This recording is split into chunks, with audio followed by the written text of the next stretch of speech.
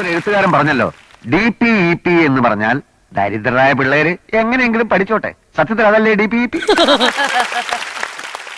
എന്റെ തല എന്റെ ഫുൾ ഫിഗർ, എന്റെ തല എന്റെ ഫുൾ ഫിഗർ.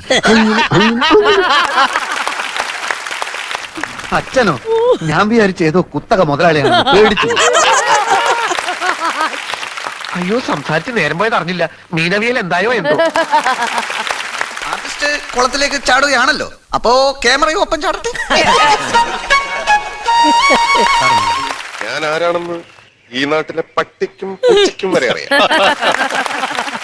ഐശ്വര്യത്തിന്റെ സൈറം മുഴങ്ങുന്നത് പോലെ ഉണ്ടല്ലേ? ഒരൊലക്ക കിട്ടുമോ?